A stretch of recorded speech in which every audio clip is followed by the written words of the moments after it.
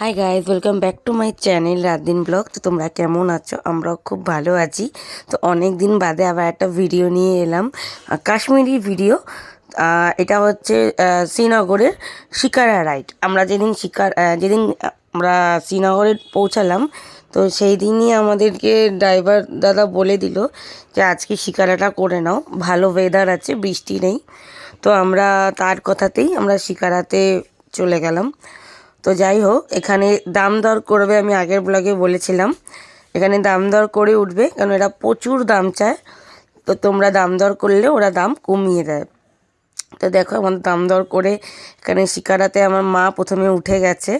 আমার নৌকা প্রচণ্ড পরিমাণে ভয় লাগে, মানে লিটারেলি আমি দীঘাতে গিয়ে সমুদ্রে স্নান করি না এই সমুদ্রে জলে ভয়ের জন্য।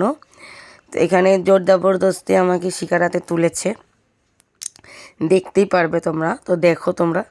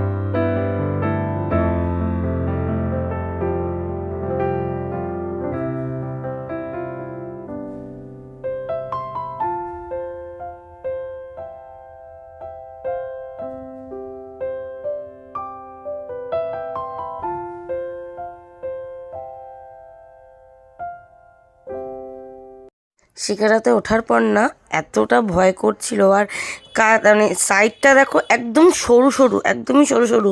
অন্য যে নৌকাগুলো দেখাচ্ছি একদম সরু সরু, আর ভয়ও লাগছে, আর জল মারাত্মক লেভেলের ঠান্ডা।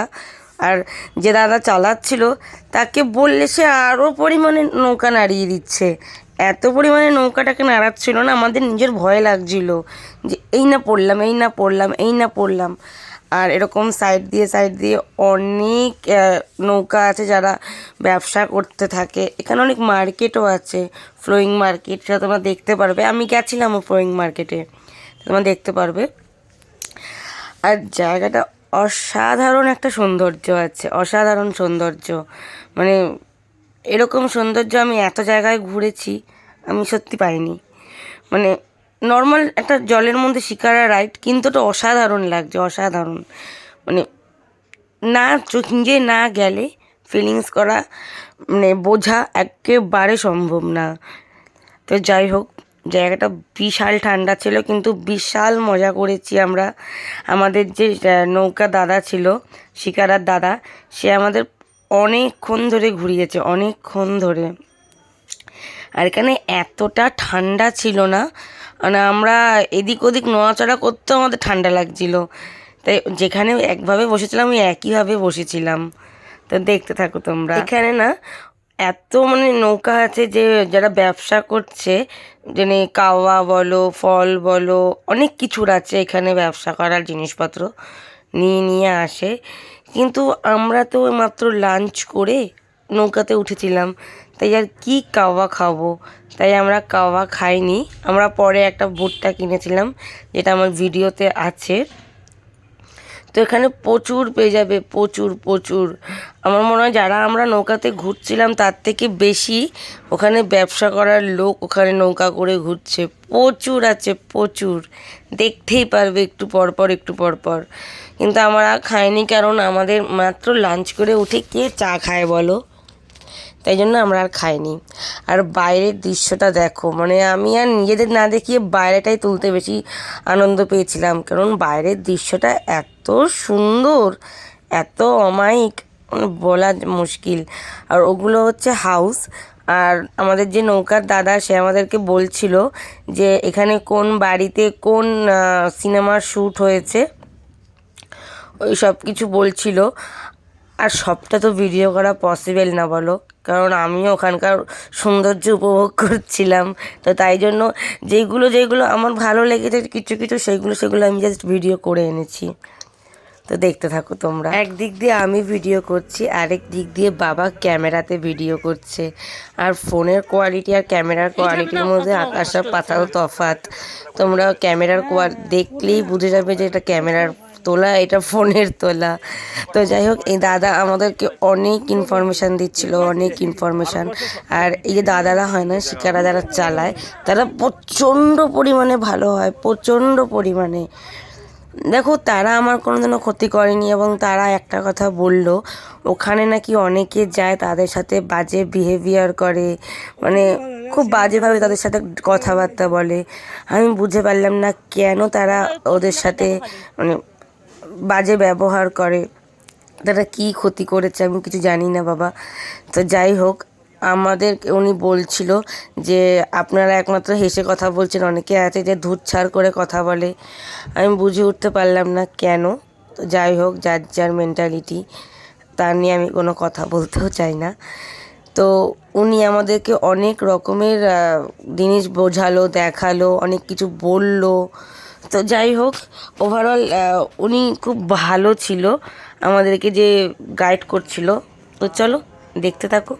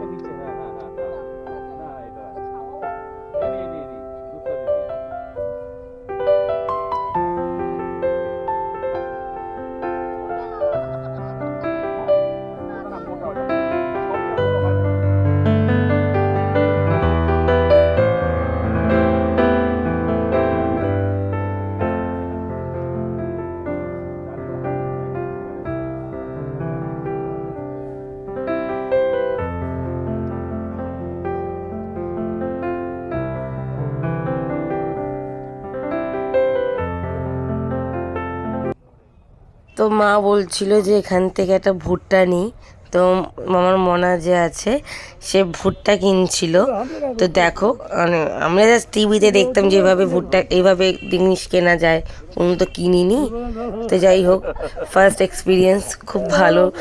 যে ভুট্টা বেচতে এসেছিলো সেও বেশ খুব ভালোভাবে কথা বলছিল, মানে আমাদের তো এক একজনকে নামও দিয়ে দিয়েছিল। এবং আমি আর নামগুলো এখানে বললাম না, কেন খুব হাস্যকর, নামও দিয়ে দিয়েছিল। যাই হোক, আমাদের ভুট্টা নেওয়া হয়ে গেল, কিন্তু বিশ্বাস করে ওই ভুট্টা নেওয়াটুকুনি, ওই ভুট্টা দুটো নিয়েছিলাম। তো আমাদের মধ্যে দুটো কেউ পুরোপুরি খেতেই পারিনি, পুরোপুরি নষ্ট গেছে। তো আমি আর মা হয়তো একটা দিয়েই হয়তো মানে একটা ভুট্টাই হয়তো খেয়েছি, আর একটা ভুট্টা পুরোপুরি নষ্ট গেছে পুরোপুরি। তাই বাবা বলছিল যে একটা নিলেই হতো। ছাড়ো, বাদ দাও, যেটা হয়ে গেছে সেটা হয়ে গেছে, আর বলে লাভ নেই। তো এমনি খুব সুন্দর জায়গাটা। আর একটুখানি স্পিড আমি বাড়িয়ে দিয়েছি, কারণ অনেকটা স্লো মোশনে যাচ্ছিলো, তাই জন্য এরকম মনে হচ্ছে যে নৌকাটা চালাচ্ছে। আমি একটু স্পিডটা বাড়িয়ে দিয়েছি ভিডিওর, যাতে একটুখানি তাড়াতাড়ি গিয়ে ভালো লাগে। যাই হোক, দেখতে থাকো। এখানে অনেক টাইপের মার্কেট আছে জলের মধ্যেই।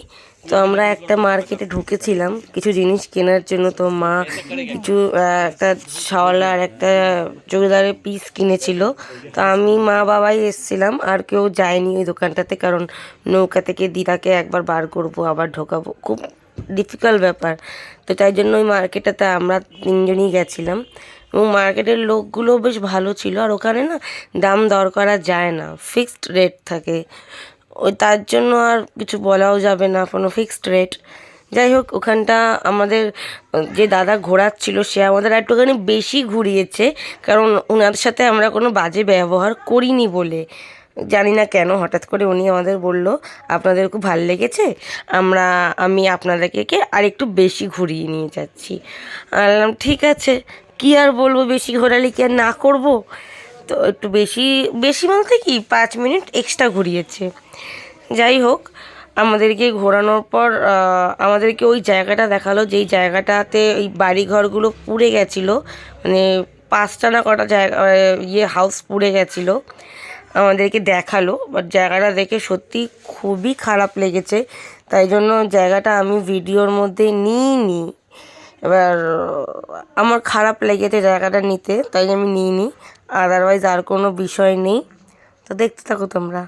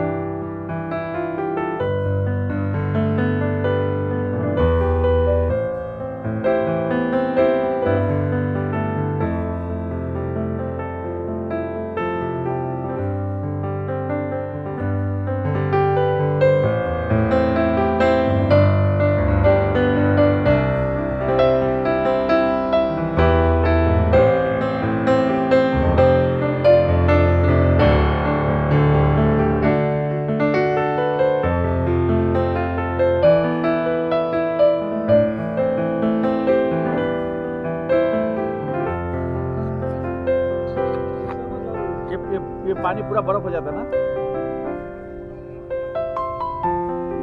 तो शिकारा कैसे चलता है?